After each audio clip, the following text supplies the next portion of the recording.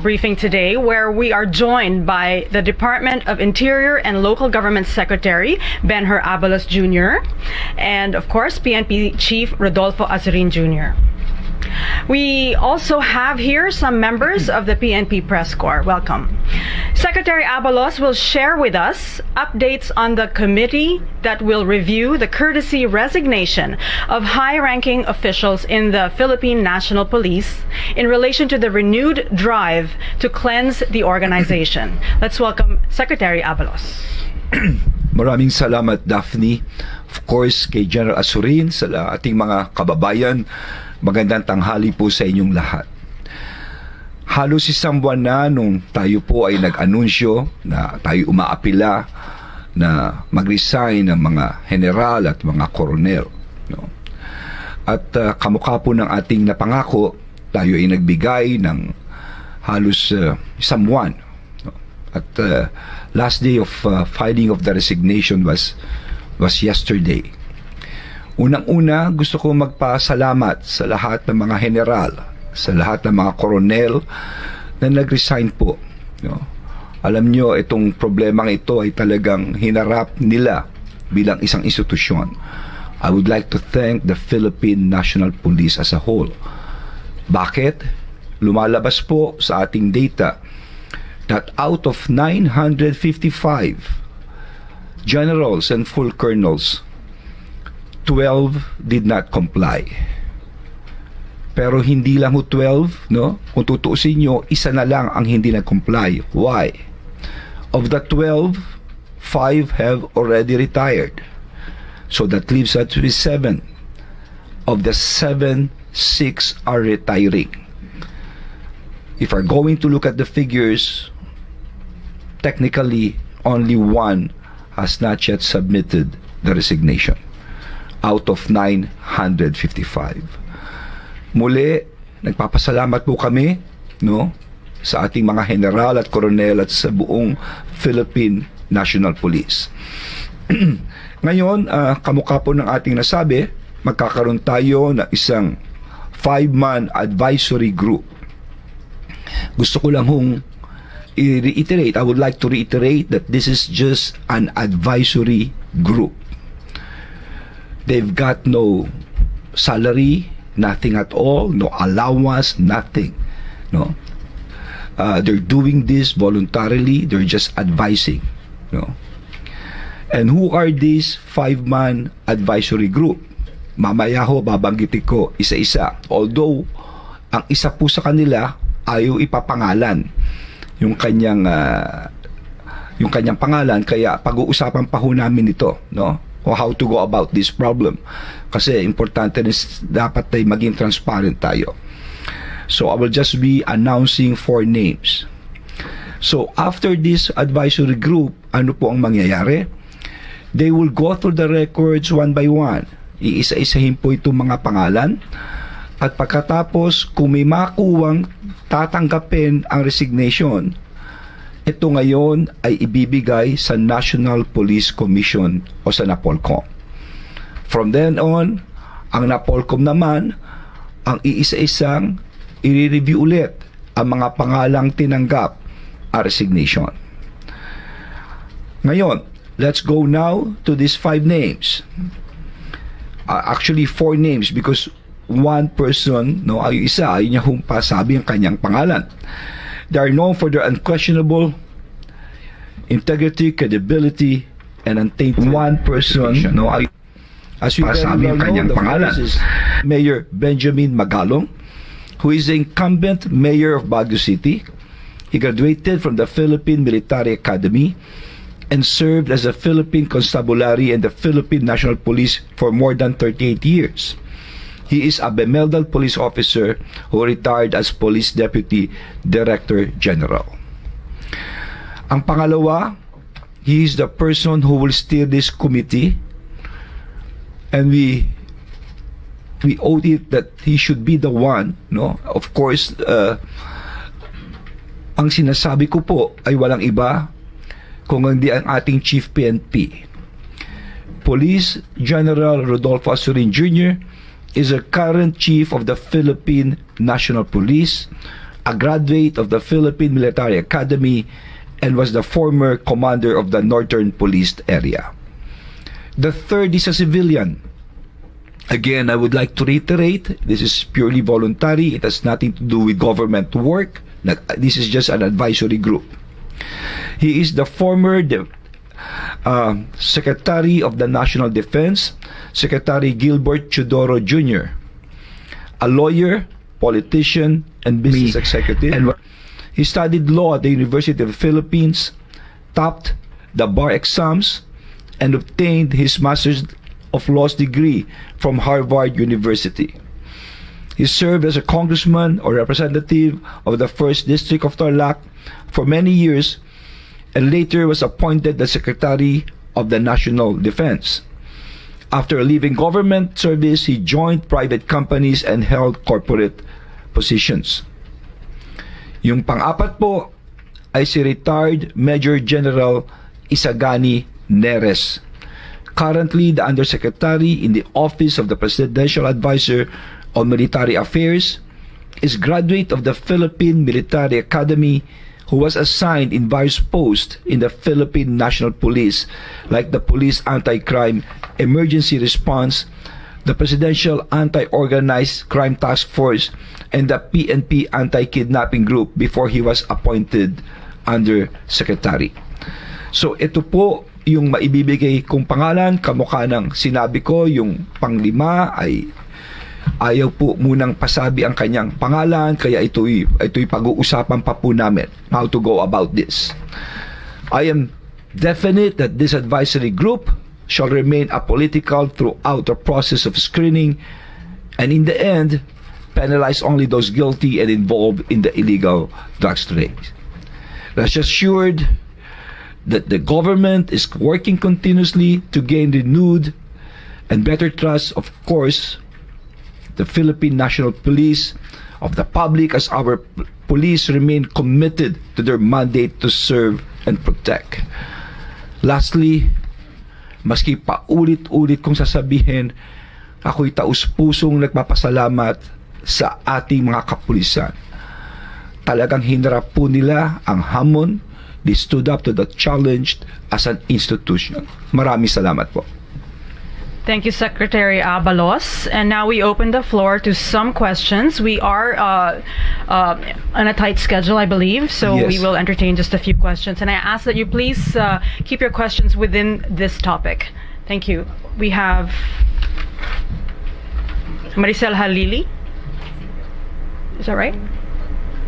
Or Katrina Domingo of ABS-CBN. Okay. Good morning, sirs. Sir, may we know the profile of the lone police official who did not submit his resignation letter? If you're not allowed to divulge his name, can we just know which province he came from, his rank, and his reason for not submitting a courtesy resignation? The one who did not file the... Oo, wag na muna naming ilabas, no? Pag-usapan na lang muna natin. Sir, Anyway, kahit province or district lang? wag na muna. Sir, his reason for not submitting his courtesy resignation. Chief Asurin could better be in a position to answer this question. Sir, please. It's on. Ma'am, according to him, that's his personal prerogative po. Follow-up question. Would he be... what is the PNP or the DILG's response to his refusal to submit that courtesy resignation? We fully respect his right. As I've told you before, we are not ordering or commanding anyone. It was just an appeal. I would like to reiterate, it's an appeal. No sanctions will be done, nothing at all. But syempre, aalamin namin bakit. No? Bakit ayaw niya? Yun, aalamin talaga namin ang gusto yun. But other than those, as I've told people time and again and assured the police, no sanctions at all. Thank you. Okay, Maricel Halili, TV5. Hi sir, good morning po. Good morning. Pero sir, itong isang general or colonel na hindi nag-submit ng resignation, will he still be investigated despite his refusal? Well, actually, Maricel, no, and I would like to reiterate this again. Even without this call for resignation of the generals and colonels, there will always be continuous monitoring about drugs, continuous build-up of cases. Importante yan. Up to the lowest rank. Tuloy-tuloy lang. And after this, probably it's time to even review the organization itself, the structure. Even the recruitment itself, the Philippine National Police Academy. No? Tignan, anong kulang na support, anong dapat nating maitulong pa ng gusto. Just look at the gaps. No? Kasi nga, we are now into cleansing. So, ibig sabihin nito, habang nililinis mo, dapat hindi na maulit. No? Anong kulang? So probably we'll have dialogues with retired police officers, with active police. Anong kailangan ninyo? Anong dapat nating gawin pa? No, there could be gaps. Nothing is perfect, no? Yes. Sir, yung sa 5-man team, yung last na kukumpleto ng 5-man team, kung hindi siya pwedeng pangalanan, can you just give us a brief background? Galing ba siya sa police? Wag na muna, mahirap na. Ayokong, it's a very sensitive issue as far as the family is concerned. No. Wag na muna. Yeah. Thank you, sir. Thank you. Do you have a microphone there? Okay. I'm Marlene Padiernas from Bongo Radio Philippines. Sir, kasama po si... Okay. Please repeat your... Yeah. Apo. Sir, kasama po si General Azurin sa 5-man committee na sasala doon sa mga nag-submit ng courtesy resignation. Nag-submit na siya na, sir, ng courtesy resignation. Paano po yung magiging screening sa kanya, sir? Well, actually, no, in-screen na siya at nag-usap kami ng presidente tungkol dito. It is only but proper since, of course, obviously hindi tinanggap ang kanyang resignation, that he is needed there, the chief PNP, to also, steer the committee. No, he's in a position to give probably recent intelligence report, etc., tungkol sa committee. Sir, ano po magiging kapalaran ng mga hindi nagsumita ng courtesy resignation? Wag po kayong mag-alala, no, sa ating mga kababayan, kamukha ng sinasabi ko, kasi marami nagsasabi noon about the human rights, etc. Kamukha ng sinabi ko po, ako'y hindi nag-order ng tao. Ako'y nag-aapila sa kanila. Sinabi ko ang problema noon, yung mga nahuli nating pagkalaki-laki mga droga, ang nahuli mga pulis, no? Si Mayo, and then ang PIDEA. Kaya ako'y umaapila. No, na nakikita namin merong mga taong nasa likod dito na umahawak ng critical na posisyon. And so, sa pag-aapilang ito, ako'y masaya dahil technically lahat, dahil isa lang no? So, they stood up to the challenge at yung isang yun, wala ho tayong bibigyan na sanction, no? Karapatan niya yun. We respect that right. Pero sir, nabanggit niyo po before na magkapatuloy pa rin yung monitoring at saka investigation. Yes. Even without that resignation, ang punto ko rito, maski hindi magre-resign, maski sino, lahat yan. Dapat lang talaga maging maagap tayo ngayon. No? Kaya ako'y nananawagan kung sa mga taong bayan, sa mga kababayan natin, kung may alam kayo na mga gantong mga magsabi lamang kayo, no? At papalakasin natin ang investigative process dito. Dapat talaga matutukan ng bawat isa. Remember, ang ating protector pagdating sa mga problema, sa kriminalidad, ay ang ating kapulisyahan. Sabi nga ng konstitusyon, there should be a police force only national in character and only one police force civilian in character. No? So klaro po iyan. Yan ang mapoprotekta sa atin. Kaya importante, they've got the highest degree of morality. Napaka-importante niyan. Dahil mahirap naman, kamukha yung mga pulis na mga bata, lumalabang ka, hindi mo alam yung kalaban mo o yung nasa taas mo pa ang kalaban mo. Mahirap na yun. Kawawa din yung pulis na yun. At kawawa yung taong pinagsisilbihan. Opo. Sir, nabanggit po, sorry ma'am, Okay. nabanggit po na niya sir na yun nga, kawawa yung mga possible na apektado nitong pagkakasungkot ng ilang mga opisyal natin sa illegal na droga. Sir, if ever po na napag-alaman na natin kung sino talaga yung mga may kaugnayan sa illegal na droga, isa sa publiko niyo po ba ito, sir? Well, ganito po yan, Of course, kung malakas ang kaso, demandado yan. Sa kamukha na sinabi ko, no let up in the case build-up. Demandado at papangalanan natin yan.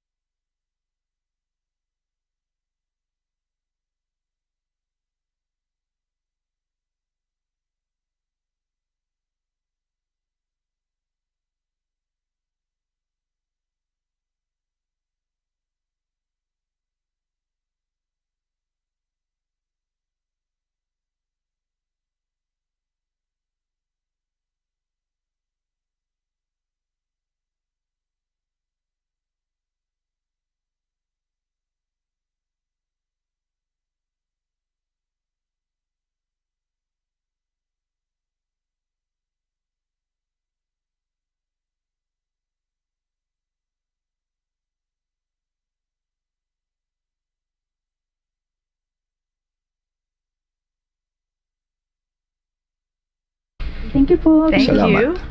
Any further questions from the floor? Joe Manahan of ABS-CBN News Online.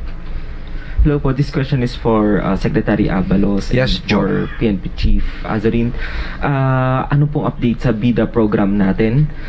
And ngayon pong nire-review natin yung courtesy resignation sa mga police officials. Ano po yung para mga programa natin ngayon? Well, ganito po yan, no? Sana maunawaan ng ating kababayan. Ang kapulisyahan at ang ating po mga NBI, ang PIDEA, sila po ay tikahuli. Pero parang sanga ng puno yan eh. Habang huli ka ng huli, hindi imposibleng may tutubong bagong sanga. Dapat habang pinuputol mo ang sanga, pinuputol mo rin ang ugat. At ang punong ito ang puno ng problema ng droga. Yung po ang ibig sabihin ng BIDA program. It's a whole of nation approach. Alam naman natin, kung minsan ang problema sa droga, ang tinatarget ang mga bata. Ang pressure ng barkada. Yung iba walang trabaho. Yung iba may problema sa pamilya. Low confidence level. So diyan papasok ang interagency. Andiyan ang Department of Health for the rehabilitation. Andiyan ang DTI sa mga negosyong pwede maitulong. Andiyan ang Department of Labor sa mga trabahong pwede maitulong, mga Chamber of Commerce on the ground. Of course, andyan ang LGUs, andyan ang BADAC, ang Barangay Anti-Drug Abuse Council, andyan ang ADAC, ang Anti-Drug Abuse Council. Dahil from the ground, alam nila kung sinong gumagamit, bawat barangay. Alam nila kung sinong nagtutulak. Pwedeng tawagan nito at magbagong buhay. Ito masasabi ko. Ayon sa data, you will be surprised. Lahat ng nakakulong ngayon, 70% are drug-related cases. This is according to the Bureau of Jail and Management. 70%. And this is another issue na nakakatakot. Yung mga nakawala, 30% are repeat offenders or recidivists. Ibig sabihin, umuulit. So kung yung 30% na yun, magkaroon ka ng honest to goodness drug program na hindi sila uulit. For example, maihanap mo ng trabaho. Tapos pa-check mo kung talagang gumagamit o hindi. No? Tapos on the ground naman, I'm talking of interagency, on the ground, the church could help. The school could help, PTA could help, the family as an institution. And I tell you this, no? Ito yung sinabi sa akin ni General Gilbert Cruz. Merong isang experiment nung daga. Yung mga daga, binigyan ng choice. Is it water or water laced with methamphetamine? Alam mo kung saan pumila ang daga? Doon sa drugs. Lahat ng daga naging addict. But they tweaked the experiment. Nilagyan nila maraming activities. Mga maze, mga wheels. So napagod yung daga. And after that experiment, saan pumunta daga? Sa tubig. Lahat iniwasan ang drugs. At yun ang pwedeng maitulong ng LGU sa buong Pilipinas, Luzon, Visayas, Mindanao. Maraming activities into sports, culture, etc. But have our kids have that confidence to say no to drugs. If the church is with you, the family, everyone, I tell you this, we can defeat this drug problem. That is what BIDA is all about. Sir, last na po, ano po yung time frame ng committee and ano yung magiging process? About 3 months. No, that's sana matapos kami ng 3 months. The sooner we finish this, the better. Okay, thank you. We have time for only one more question from Alan Francisco of PTV4. Please pass the mic. Hi sirs, good morning po. Sir, kanina pinag-uusapan natin mga matataas itong opisyal ng PNP in particular, no? Paano sir kung nasa lower ranks yung mga allegedly involved sa narco-cops, paano po yung possible investigation sa kanila? Well, it's like this, no? Tuloy-tuloy talaga ang case build-up, ang monitoring. Ang tanong kasi dito, bakit inuna ang general and colonels? At inuulit ko, hindi sila ganong kadami, ha? O konti lang ito. Pero maski konti, they could do a lot of damage because they occupy very critical and very sensitive positions. So it's just like, you cut off the hydra, the head. and then yung tentacles will follow. So yung sa ilalim, yan, investigasyon na yan. Dire-diretso na yan, hanggang dulo. No? If we're not going to do this, remember what we found out? Close to 7 billion of methamphetamine na bodega. Iisang bodega pa lang yun, ha? So after that, it could be narco-politics. It could seep through. Because if you will recall, after that incident, after 4 months, in Taguig, ang nahuli, PDEA head. Kasama mga agents in a PDEA office. So, that's why ginagawa nating lahat po ito. Okay? Thank you. Thank you. Before we close, I'd like to ask General Azurin if you have anything to add to this presser. No, ma'am. You still have time, or we're good? Sige, isa na lang before. Okay, Michelle Gilang. Good afternoon po, Secretary Abalos. My question po, may we know the specific guidelines for the screening process? Also, how do we ensure that the screening process will be fair, objective, and transparent by the 5-man committee? Well, they will be the ones to have their own guidance, no, regulations with reference to this, no. Probably that's why the chief is there to guide them, no. Probably pwede tayo mag-suggest ng kung paano, but at the end of the day, they will be very independent, no. Mahirap ma-influensya. Let them decide for their own. But we could just provide information, intelligence report, etc. So, sir, sorry, follow-up question lang po. So, there will be no specific guidelines as to how the process will There run? is, but bibigay namin for them to approve it later on. It will also come from them. Okay. Okay. Thank you. Well, I'm sorry, but I really have to go. I have to go to the PICC. Thank you so much. Thank you so much, Secretary Abalos, and of course PNP Chief Rodolfo Azurin as well. Thank you for this morning, and we wish you all the best. Thank you, Daphne. Maraming salamat po sa inyong lahat.